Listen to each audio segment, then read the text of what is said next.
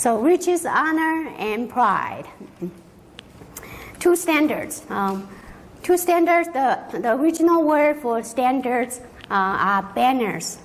Banners, because Ignatius was very militaristic. So for him, it's about following the camp of Jesus. And he imagined two banners there. One is Jesus, the other is Satan. So you pick which side, which camp, whose camp you want to be part of. And that's the biggest decision. Now, even after we make the choice, even though we already choose to follow Jesus, on a daily basis, we can still be tempted by the power of riches, pride, and honor. And for many years, I've been religious since 1997. I thought, riches, not an issue for me because I'm not rich, right? So I'm not going to be tempted by riches because I'm not rich. Here, I had to make some major career change. Not I had to, I wanted to, I felt called to, and it was a right decision for me. But it really triggered all my issues about money, all my issues about honor and pride. And I had to wrestle with God for a whole year, plus 4 more months of grieving, even after I started my new position. And Jesus was in the desert for only 40 days. It took me over a year. So, but the 40 days, and the reason why, Jesus, he struggled with riches, honor, and pride in the desert.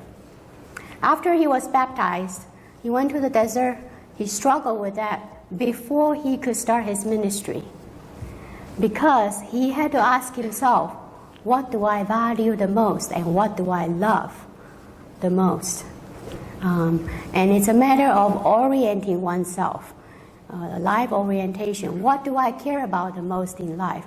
And until he made that decision, he was not going to be able to start ministry and effectively, because we cannot have two hearts. Our hearts cannot be wanting different things. And so for him, the 40 days, you think that the Son of God will be able to get it resolved like 5 minutes, right? But 40 days actually means a long time. And it's not a decision that we sometimes make once. Again, as I mentioned, that the temptation could be there on a daily basis, and I'm going to break it down for you. So the struggle could be intense. And the reason why the struggle could be intense is oftentimes the temptation actually triggers our deepest wounds, our deepest psychological wounds. And I'm going to explain that. And so let's look at each one of the items. I'm going to break it down. Riches. When you hear riches, what do you think about? Money. So now, who doesn't love? Oh no, that's not used. Who doesn't need money? We all need money, right? We all need money to buy clothes. Money is important. So money in itself is not evil. Then what is evil? The love of money.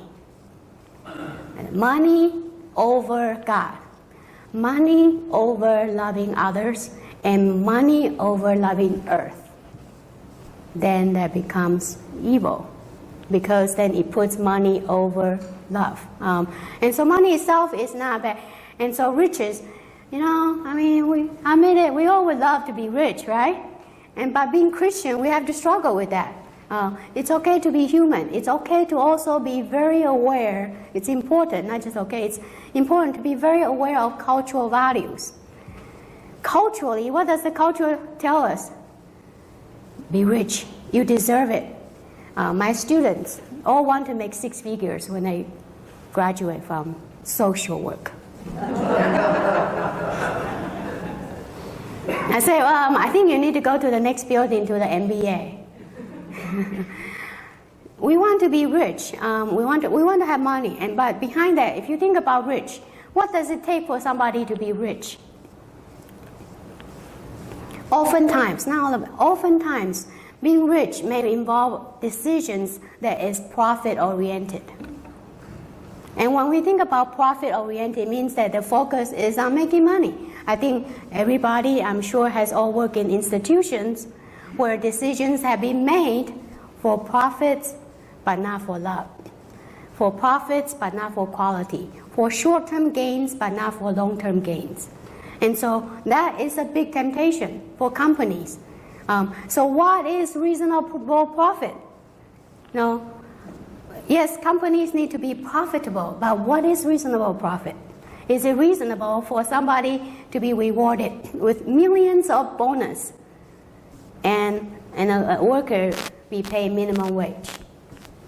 Now that is inequality, and so that goes against the love of people.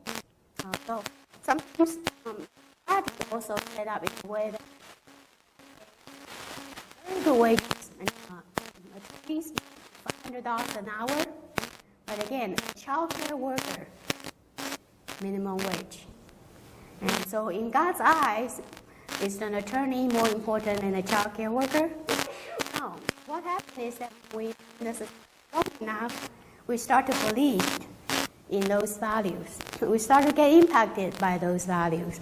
And that is very tempting. So first, when we think about riches, we have to ask, where does the money come from? And when we think about profit, we have to think about, even when, say, if a person sells a house and you make a profit, oftentimes that means somebody has to pay more, right? And that person may not be able to make a profit. So in the interaction of it, oftentimes we don't always think about the relationships. And so the temptation can work in very subtle ways. So riches, there's another aspect of riches, excess, E-X-C-E-S-S, excess. Because when we have more money, what do? We buy things we don't need, right? Or we buy food that's not very good for us. We go from eating meat once a week to eating meat and steak 5 times a week. That's not good for us. And so when we have money, and we may actually move from basic necessity to access. And that is not good for the earth. And so when we think about access, then the next thing it leads to is accumulation. When you think about accumulation. So, I'm starting to go from money and riches to daily life. I'm starting to go from, if we think about riches, we think about Bill Gates and the rich people. No. The temptation of riches happens in every one of us. It takes different forms. And so it could be profit, it could be access, it could be comfort. I want to be comfortable. I need this kind of lifestyle. I want to have this. It could be wants. I want this versus I need this. And as I reflected in the past year on the difference between wants and needs, I realized we actually need very little. If you think about it, we need the 3 meals, we need clothes, and clothes clothes last for a long time, unless your body size changes, right? You can wear the same clothes for, I have in my closet in the U.S., I have my high school uniform pants that I can still wear here and there 30 years ago. So I realized the past year I look at my closet, I thought, I do not have to buy one more single piece of clothing. I do not need to buy one more piece of clothing for the next 20 years. And food and housing. And so if you think about needs, we actually don't need a lot. But when you think about wants, we want a lot. And the advertisement is very good at enticing us. You deserve it. The young people, one of the things the word that I hear the most about is you deserve it. I deserve it. Entitled. And that goes against, humility. The sense of entitlement and the sense of deserving. And so it's a very gradual, it's not something that we shift overnight. It's a gradual turning towards something, gradually getting comfortable with something, gradually becoming something. And that could be very subtle. And so we have to be very aware. Last thing I want to say about riches is security. Oftentimes, it's not the love of money that makes us want to pursue money. It's the fear of not being able to survive. It's survival fear. It's the need for security, right? Do I have enough? Would I have enough? What happens if I retire? What happens if I get sick? Nowadays, people can live to the 90s and 100. But the nursing homes, $6,000 a month, $8,000 a month. Will I have enough? We don't know. And so in order to invest in the future, in order to not be afraid, we accumulate, we earn, we gather. I was talking to my husband about this fear of not having enough, because as I make the transition, I had to take some substantial cut. And he said, I know there's not going to be enough, because you cannot plan. You don't know how you're going to be, whether you're going to be healthy when you're older or not. And just think that it's not going to be enough. And I thought, actually, it gives me a lot of freedom to think that it probably won't be enough. But I have to be faithful and do what I need to do. And so the security, now the need for security and the fear of not being able to survive, oftentimes is exaggerated. And the exaggerated is because it's a childhood fear, especially if you have gone through traumatic stuff, especially if we grow up poor, especially if we grow up struggling with money, that could become a hook for us. And the struggle could be intense. And again, it's not necessarily the love for money, but it's the need for security, the need for comfort, the desire to have more things, the desire to to accumulate, and all that could go against being able to love God, serve God, and love others, and love the earth better. So that's the riches. So let's talk about honor. How is honor going to tempt us? What is honor? What is honor? The esteem of others, others thinking well of you. Okay, others thinking well. Recognition, so very good. So there are many things about honor. It's about public image. It's about how other people see us. And honors can be like, being elevated, being respected. So honors could be also respect. It could be compliments. And it could be even so, honors, on a scale like spectrum, it could be, on one hand, could be famous, right? Like movie stars. Famous, being famous. But most of us, probably not going to be famous. Honors could be image. Honors could be recognition. Honors could be significance.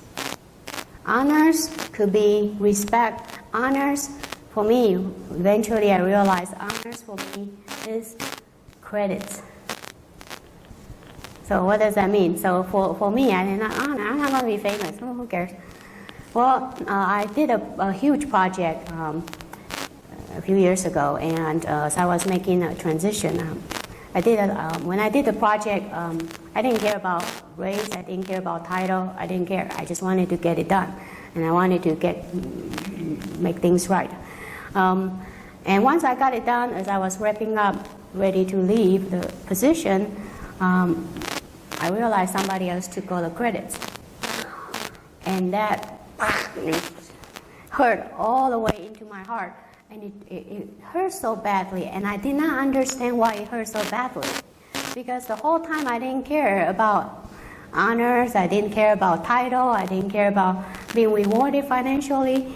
But I care about credits. I care about people knowing that I was the one who did it. And I asked myself, why did that bother me so much? I had to really struggle with that. And then I realized, growing up as the firstborn child in a minister's family, I had to do a lot of Martha stuff to care for my siblings. And it was never recognized.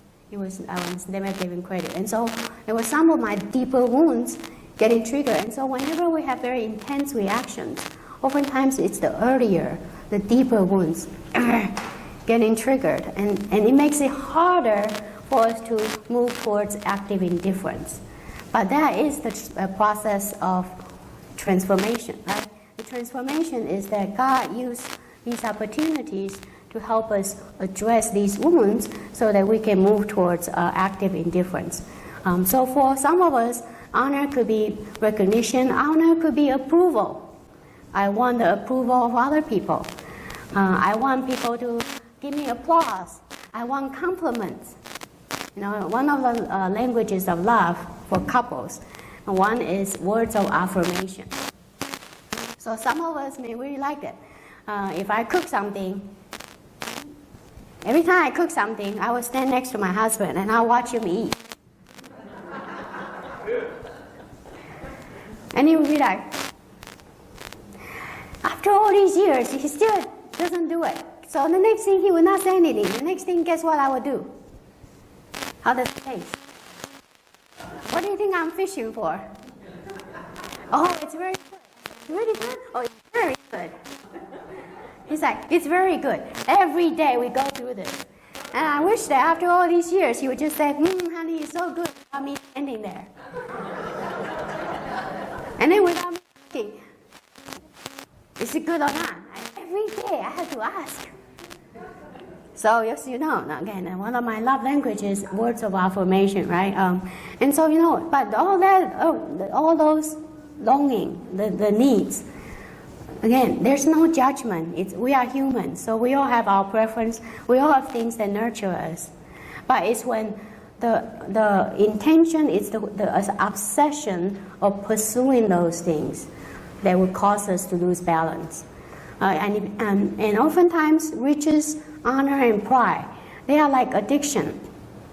Addiction means that it tastes so good. You know, Ignatius said the second week, the temptation of saying it starts with sweet and it turns into bitterness. It tastes so good. Drug, alcohol, whatever. It tastes so good in the beginning, and then the next thing is, I want more. And then the next thing is, I need more to feel good.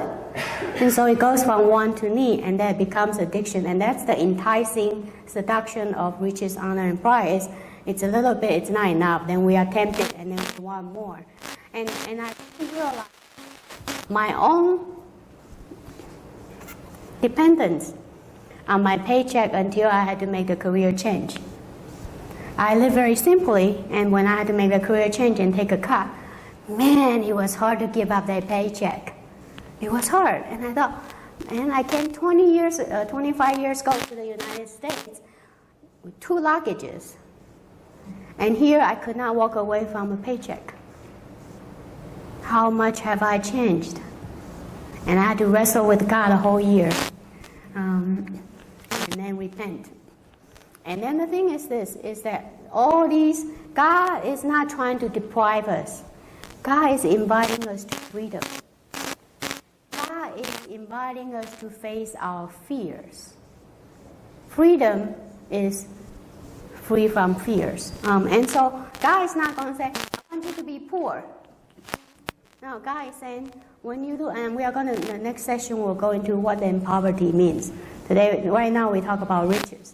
And we're going to talk about what poverty means. God is not saying suffer. God is saying live without fear. That is the invitation. So that's honor. Now, with riches, with honor, there's always a temptation then to feel like one is superior. I have a client who is a very rich guy, like very rich guy. And he said that every meal he wants to go to the most expensive restaurant. And he said that one meal they could spend $2,000. And he will open up a $1,000 bottle of wine. I said, wow, I've never tasted that. And he will want to order caviar. Caviar? Caviar, yeah, every time. And she came from a regular, middle class. And she said, burger. She said, I want to eat caviar every single day. And he said, that's not good enough a place.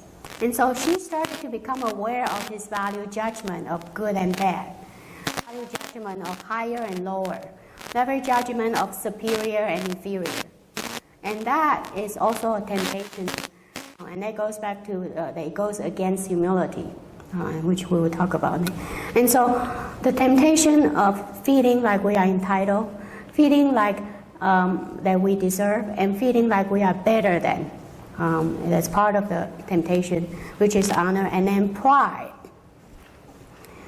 Now, being prideful, we all know it's not good. But actually, the truth is that we all need a sense of pride. Pride is closely related to self-esteem. Because without self-esteem, actually, people are going to have depression. Lack of self-esteem is a diagnostic criteria for depression. So we have to have a sense of confidence. And I remember when I was growing up, if I got A's and good grades, my parents would say, "Don't be prideful." Now, I was feeling good, but they would say, "Don't be boastful, don't be prideful." And so I had a very wrong understanding of humility. I actually eventually became depressed because I could not celebrate what I was good at. Because that means if you were to feel good about something, that means shame on you, right? So it took me a long time to understand, humility is no less and no more. Humility is not pretending that you are less than. But we're going to talk more about it. And pride, so behind pride, behind riches is we do need money to survive.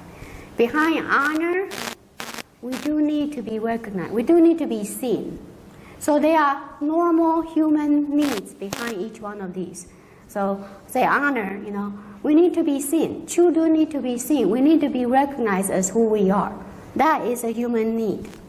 But when we don't get those needs met, then we become wanting to have approval, wanting everybody to see us, and we go through so much effort just to be seen.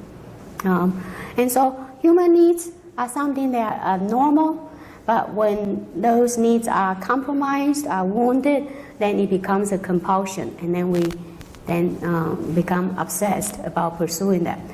So pride, the basic need of pride is actually a sense of control and autonomy, a sense of confidence. Now, if you look at the 2-year-olds, I'm the best, right?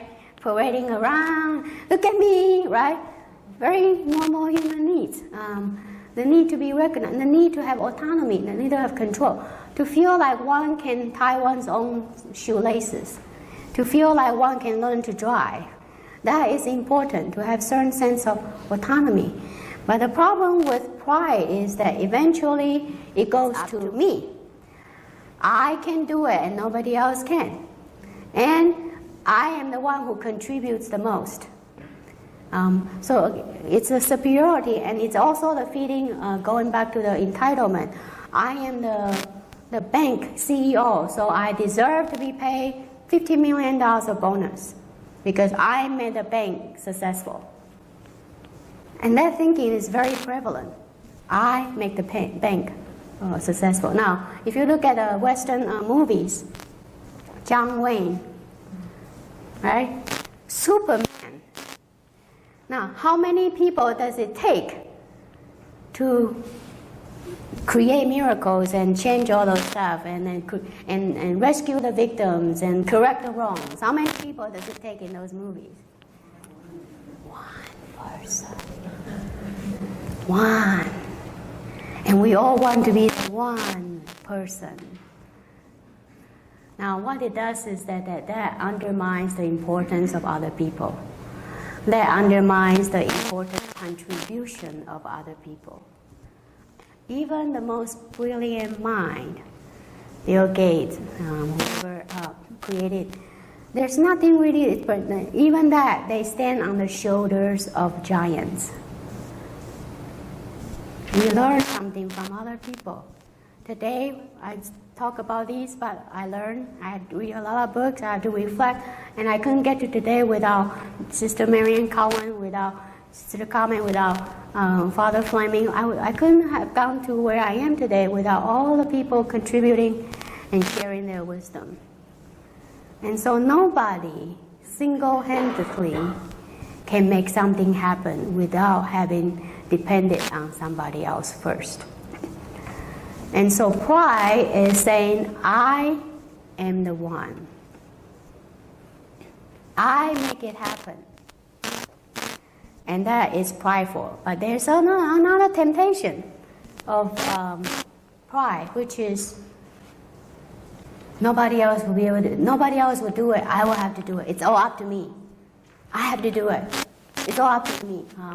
And God really taught me this lesson as I had to make life changes, and I live simply. So for me, taking a pay cut wasn't an issue for me. But what got triggered was actually my concern for my family, because my parents in Taiwan, there's no retirement and social security system like in the U.S.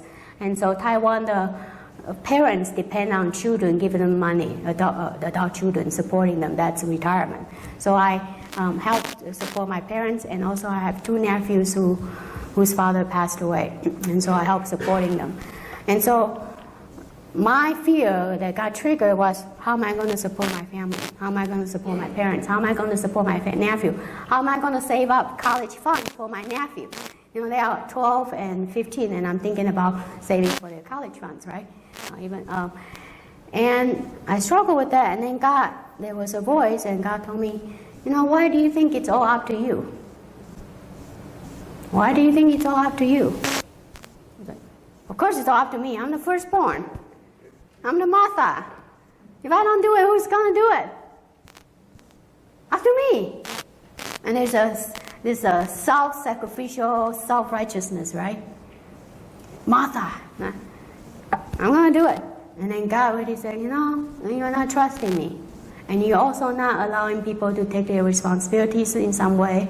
You're not giving opportunities for your nephews to think about maybe they have to get a part-time job in the future. And so my desire to protect them, my desire to give them a lot, may make me feel unfree, make me unfree to make choices. And so that's the thing. Oftentimes, things that matter to us, if God calls, the active indifference is to be free to make the choice. But sometimes our cares, our worries, our fears may cause us to be unfree. And we have to bring those fears to God, because God really works with us when we bring those fears. God doesn't say, you are hurting, I don't care, you do the right thing. God says, you are hurting, I will wait. You're hurting, I'm with you. I'm going to help you struggle. There's no judgment. So that's the riches, honor, and pride. And Jesus invites us to think about this. The second week is about the life of Jesus. We watch how Jesus makes decisions. We watch how each time he discerns, and how he orients himself, and how he said, riches, honor, those are not things he cares about. He's going to love God, and we are invited to follow Jesus in that way.